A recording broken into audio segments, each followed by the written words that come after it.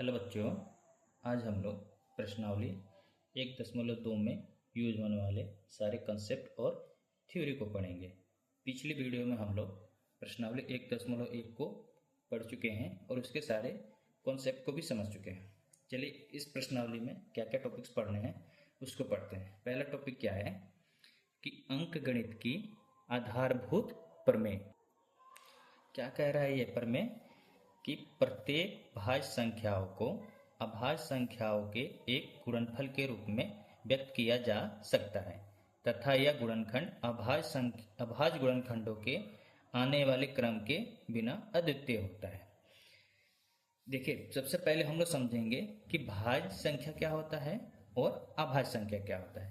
भाज्य संख्या वैसी संख्या जो 2 से पूरी तरह विभाजित हो जाए, उसे हम लोग क्या कहते हैं? भाज्य संख्या कहते हैं। और अभाज्य संख्या किसे कहते हैं? वैसी संख्या जो या तो स्वयं से विभाजित हो या तो 1 से विभाजित हो, उसे हम लोग क्या कहते हैं? अभाज्य संख्या। जैसे 3 है, 3 अभाज्य संख्या है। 3 1 से विभाजित होगी और 3 से विभाजित होगी। और भाज्य संख्या ये 4, 6, 8 ये सब क्या है? भाज्य संख्याएं हैं। दिया क्या है प्रमेय में कि प्रत्येक भाज्य संख्या को अभाज्य संख्याओं के एक गुणनफल के रूप में व्यक्त किया जा सकता है। चलिए हम लोग उदाहरण से समझते हैं। मान लीजिए कि 42 एक भाज्य संख्या है। अगर इसका हम लोग गुणनखंड करेंगे तो सबसे छोटी संख्या 2 से करेंगे तो ये 21 आएगा। फिर ये 3 से इसको गुणनखंड करेंगे तो 7 बार में जाएगा। फिर 7 से करेंगे तो 1 बार में जाएगा। तो 42 भाज्य संख्या है और 2, 3 और 7 ये अभाज्य संख्या है। तो 2 गुणे 3 गुणे 7, 42 क्या है? भाज्य संख्या है। और ये 2, 3 और 7 क्या है? अभाज्य संख्या का गुणनफल। यही प्रमेय कह रहा है कि प्रत्येक भाज्य संख्या को अभाज्य संख्याओं के गुणनफल के रूप में व्यक्त किया जा सकता है। जैसे ये 42 भाज्य संख्या था और 2, 3 और 7 के गुणनफल के रूप में अभाज्य संख्या था। एक और उदाहरण हम लोग देखते हैं। जैसे मान लीजिए 210 एक भाज्य संख्या है। 2 से इसका गुणनखंड करेंगे तो 105 होगा। 3 से इसका गुणनखंड करेंगे तो 35 होगा। 5 से फिर इसका गुणनखंड करेंगे तो 7 होगा। फिर 7 से करेंगे तो 1 बार में जाएगा। तो 210 क्या है? हम लोग का भाज्य संख्या है और ये इसका गुणनखंड है 2 गुणे 3 गुणे 5 गुणे 7। तो क्या है? भाज्य संख्या बराबर अभाज्य संख्या का गुणनफल। यही इस प्रमेय में दिया था कि प्रत्येक भाज्य संख्या को अभाज्य संख्या के गुणनफल के रूप में व्यक्त किया जा सकता है। अब इसमें एक अगला टॉपिक हम लोग को पढ़ना है कि अभाज्य संख्या के गुणनखंड विधि द्वारा एचसीएफ और एलसीएम ज्ञात करना। तो अभाज्य गुणनखंडन विधि द्वारा एचसीएफ और एलसीएम क्या करना। अभाज्य गुणनखंड अभी हम लोग देखें क्या होता है अभाज्य गुणनखंड। अब इसमें हम लोग को एचसीएफ और एलसीएम ज्ञात करना है। एचसीएफ हम लोग निकालते हैं प्रत्येक उभयनिष्ठ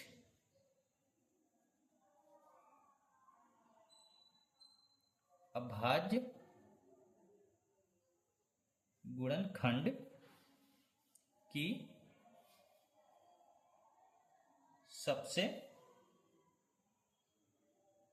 छोटी घात का गुणनफल। एचसीएफ निकालते हैं, पहले उसका अभाज्य गुणनखंड करते हैं और उसमें जो उभयनिष्ठ होता है उसमें भी सबसे छोटी जो घात होती है उसका हम लोग गुणनफल करते हैं, वो हो जाता है HCF। और एलसीएम क्या होता है? एलसीएम होता है प्रत्येक अभाज्य गुणनखंड की सबसे बड़ी घात का गुणनफल। इसमें एलसीएम में क्या होता है? प्रत्येक अभाज्य गुणनखंड की सबसे बड़ी घात का गुणनफल हम लोग का एलसीएम हो जाता है। ऐसे समझ में नहीं आएगा, चलिए इसको हम लोग उदाहरण के माध्यम से समझते हैं कैसे इसका हम लोग प्रयोग करते हैं। पहला उदाहरण हम लेते हैं 24 और 36 का HCF और एलसीएम ज्ञात करें। 24 का अगर हम लोग गुणनखंड करेंगे, अभाज्य गुणनखंड 2 से 12, फिर 2 से 6, 2 से 3 और 3 से 1 बार में क्या आएगा? 24 का गुणनखंड हम लोग का 2 गुणे 2 गुणे 2 गुणे 3।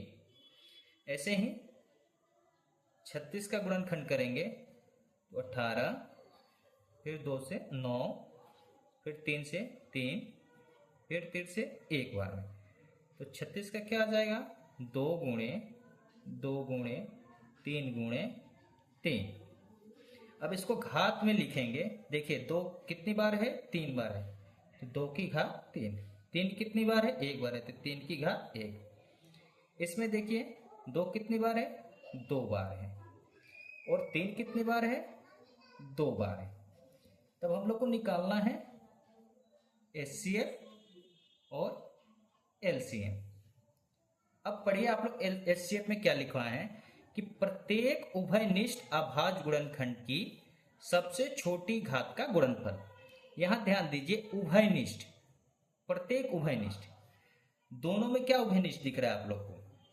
2, तो 2 इसमें भी है, 3 और 3 इसमें भी है। उसके बाद क्या कर रहा है? सबसे छोटी घात, सबसे छोटी घात।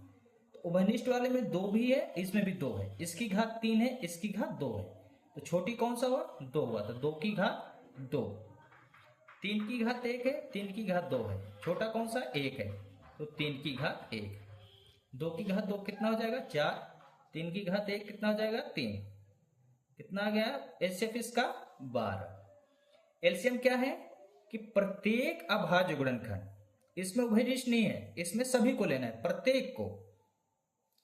2 और 3, 2 और 3 इसमें भी है। क्या बोला है? सबसे बड़ी घात। HCF वाले में उभयनिष्ठ भी लेना है, छोटी घात भी लेना है। एलसीएम में क्या लेना है? प्रत्येक लेना है और बड़ी घात लेना है। तो 2 3 2 3, 2 में बड़ा घात 3 है, 2 की घात 3, और 3 में बड़ा घात है 2, 2 की घात 3 8, 3 की घात 2 9, 8 गुणे 9 72। HCF अब हो जाएगा 12, एलसीएम हो जाएगा 72। इसको एक और उदाहरण से हम लोग देखते हैं। इसको एक और उदाहरण से समझते हैं। 6 और 20 का HCF और LCM ज्ञात करें। 6 का गुणनखंड करेंगे 2 से 3 और 3 से 1 बार में। तो 6 का गुणनखंड क्या आया? अभाज्य गुणनखंड 2 गुणे 3। 20 का करेंगे 2 से 10, 2 से 5 और 5 से 1 बार में। तो 20 का कितना आ गया? 2 गुणे 2 गुणे 5। अब इसमें दिख रहा है 2 की घात 1, 3 की घात 1, और इसमें 2 की घात 2 और 5 की घात 1। HCF निकालना है और LCM निकालना है। HCF में क्या सीखे थे हम लोग कि प्रत्येक उभयनिष्ठ का सबसे छोटी घात। इसमें देखिए उभयनिष्ठ क्या दिख रहा है? सिर्फ 2 दिख रहा है, और 2 में भी क्या दिखना है हम लोग को? छोटी घात। एक में पावर 2 है, एक में पावर 1 है, तो HCF क्या हो जाएगा? 2। LCM क्या था? प्रत्येक अभाज्य गुणनखंड की सबसे बड़ी घात। 2 भी है, 3 भी है, 5 भी है। 2 की बड़ी घात क्या है? 2 है, 3 की बड़ी घात क्या है? 1 है। और 5 की बड़ी घात क्या है? 1 है। तो 2 की पावर 2 4, 3 और 5, 12 गुणे 5 कितना हो जाएगा? 60। एचसीएफ हो गया 2 हम लोग का और एलसीएम हो गया 60। अब हम लोग एक अलग टॉपिक पढ़ते हैं, एचसीएफ और एलसीएम में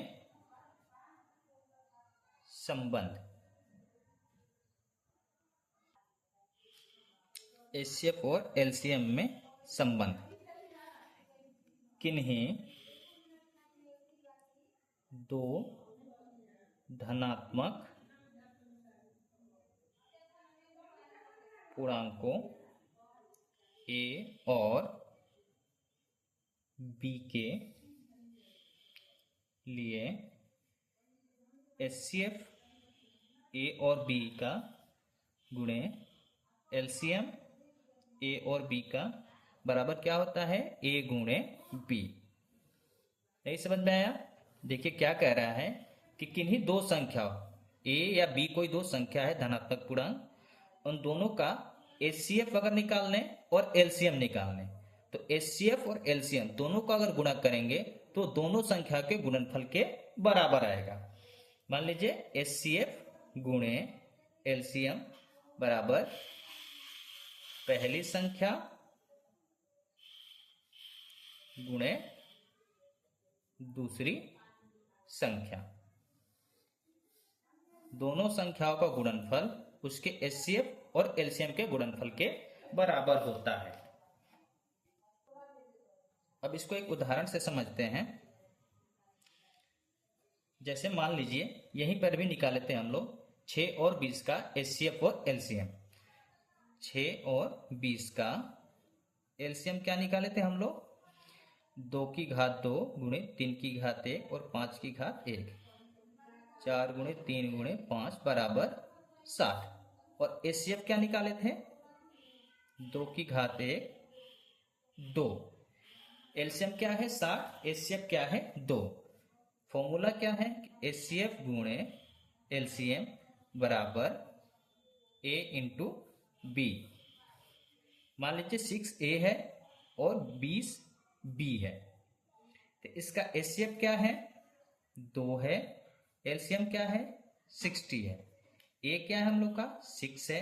बी क्या है? 20 है। देखिए 60 गुणे 2 120 और 6 गुणे 20 120। LHS equal to RHS। अब इसका हम लोग प्रयोग कैसे करेंगे? जैसे मान लीजिए कि हम लोग को कोई एक संख्या दी रहेगी। मान लीजिए कि हम लोग को 6 संख्या दिया रहेगा और दूसरी संख्या 20 हम लोग को ज्ञात करना है, और इन दोनों का एचसीएफ और एलसीएम दिया रहेगा। एचसीएफ हम लोग को 2 इसका दिया रहेगा और एलसीएम इसका 60 दिया रहेगा, और बोलेगा कि दूसरी संख्या ज्ञात कीजिए। तो दूसरी संख्या ज्ञात करेंगे तो 2 गुणे 60 और बट्टा में ये गुणा है उधर जाएगा तो भाग में चला जाएगा, और 6 से कितनी बार में चला जाएगा? 10 बार में। तो दूसरी संख्या क्या आ गया? 10 गुणे 2 20। ऐसे हम लोग इस सूत्र का प्रयोग इस प्रश्नावली में करेंगे।